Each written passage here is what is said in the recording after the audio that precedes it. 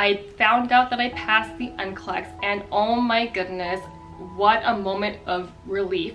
I felt like this huge rock just got lifted off my shoulders, and I just remembered, like, of course, crying, screaming out of joy though, and I just felt this huge sense of gratitude. I felt really blessed to God.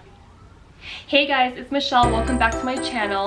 Firstly, let me say happy Nurses Week to all the nurses out there.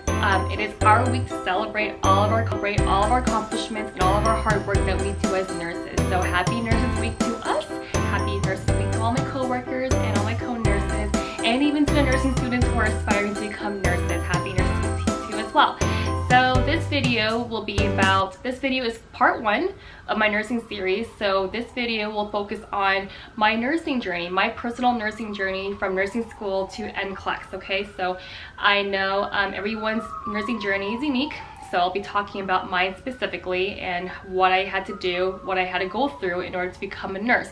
So why did I choose nursing to begin with? So I chose nursing because when I was let me start off with this. When I was as young as 8 years old, or was it 8 or 9 years old, I can't remember. I remember that I had a passion for babies. I really did. I had a strong passion for babies, and I figured, or I thought at that time when I was 8 years old, that I wanted to grow up and take care of babies.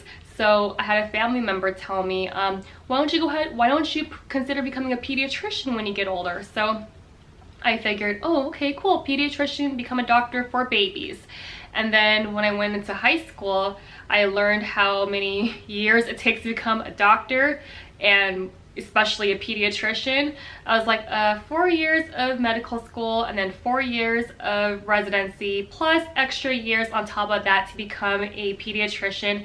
I was like, oh my goodness, this is way too much school. So I was like, let me go ahead and see what's my next best option besides becoming a medical doctor. So I was led into nursing. All the signs pointed that way to becoming a nurse. So I figured, okay, nursing it is. So in terms of schooling, where did I go to school? How long was school and all that? So I'll get right into that now. So for me, I did not, despite being born and raised in California, I did not go to school in California at all, or in the United States. Right after high school, my dad shipped me to the Philippines to become a nurse. The main reason behind that was more of a financial one. He told me, I don't want you to be in debt after you graduate nursing school, which, you know, now makes a whole lot of sense. I'm grateful to not have, you know, any school debt from nursing school. So that was a good plus. But was it something that I really wanted to do? Absolutely not. Not at that time, at least. I was not ready to leave my family. I was not ready to leave my friends. I was not ready to leave this guy that I was dating before. I mean, I'm not going to get into that right now, but that was something that I had to deal with back then. And of course, you know, being a Filipino American, right, it's very different to live and study in the Philippines versus when you're just there for vacation. So it was definitely a different, it was definitely a challenging time in the Philippines, at least for me. So a couple things that made it really hard to live and study in the Philippines. The first one being a language barrier. So yes, while the majority of Filipinos can speak English, it's a little bit different when you get into the hospital setting or the community setting. And that's where you'll experience the language barrier mostly. So it was really hard for me to communicate with my patients. I had to learn Tagalog when I was there. So yes, I did learn Filipino when I was out in the Philippines. So I guess that's a plus. So, and then the other challenge that I had to deal with was the culture shock. So again, like I had mentioned, being a Filipino but being born and raised in California, and so I had to get used to the way of living out over there. So it was definitely different, but definitely an eye-opening experience for sure. I can say that now. So I was out there for 4 years to get my BSN, and I did that. So I was out there for 4 years to get my BSN. So I left for the Philippines in 2009, and then I came back in 2013 back to California. Yeah, 2013. So I graduated, and I was like, oh my goodness, yay, I can finally go home and work as a nurse. And so, but that wasn't so. So when I went back to California, I went through the process of applying for licensure by NCLEX. So I did that, and about a month later, I came home to a letter that stated I have deficiencies in OB and med-surg. So which meant I would have to go back to school and make up those classes and basically, yeah, repeat those classes, what I had to do. That's what the letter was telling me to do. So what did I do? I had to basically, after crying, of course, after crying and venting and being upset, I had to stop crying and venting and being upset. So what I did was I went and did my research. I had to call a bunch of schools in California that would just let me come in to take those 2 classes only, which was very difficult to do. So I finally found one school in San Diego that was willing to let me do that. So I found a school in San Diego, and mind you, my commute from my house to San Diego was at least over an hour, okay?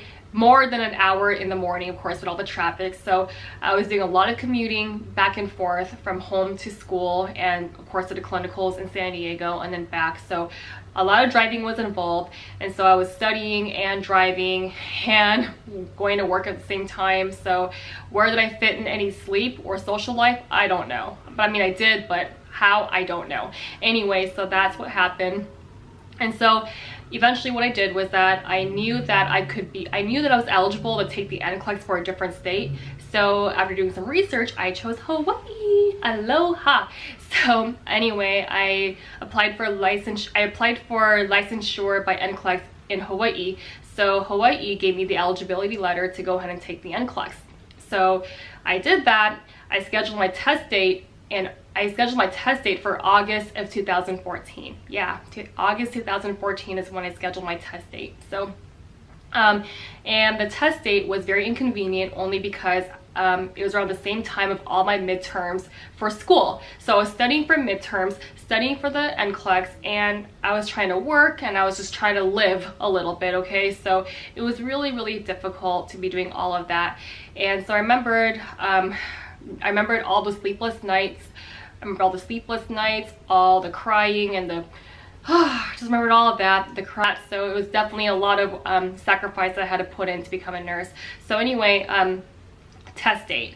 So I remembered walking to NCLEX, and I was like, oh my goodness, am I gonna fail this test? And I remembered, like, the night before, I kneeled in front of my dad. I really did. I know, a little bit dramatic, but I kneeled in front of my dad saying, Dad, will you still love me if I fail the NCLEX? And he told me, of course I will, Anak.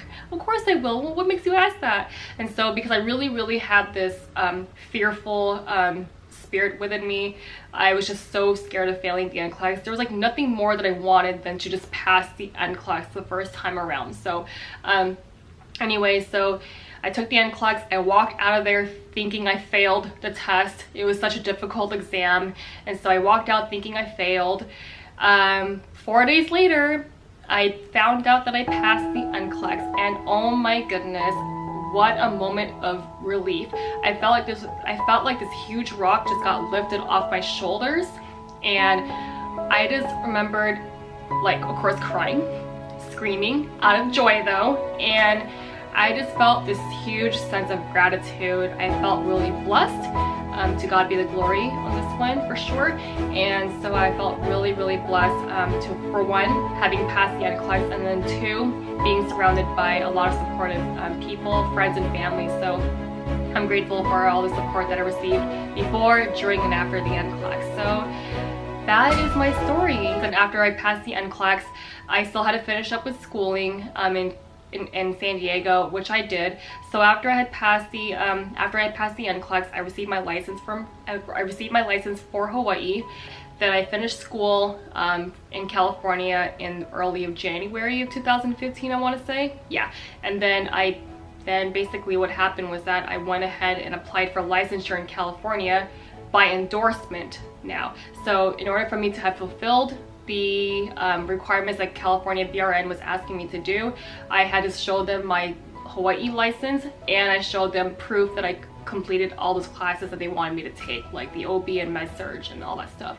So I had to submit all of that, and finally I was issued my California RN license. So as you guys can see, that is how my journey was. Definitely a pretty eventful journey, as I could say. I would say it was definitely an eventful journey, but it did teach me a lot. It showed me what strength really looks like in times that are hard. So it taught me to really lean on to the Lord, lean on to my family, and then of course, you know, basically it just taught me to stand my ground, stay focused, and eventually all my hard work paid off. And so here I am now, 4 years later. I'm a practicing tele nurse. So, and then that's practically that. So if you have any questions regarding my nursing journey or NCLEX or anything like that, leave it down in the comments below. I'd love to have a discussion with you guys about that. Before I close out this video, I forgot to show you my scrubs. So this is what I'm wearing. This is from Jaanuu. So here's the top and here's the bottom.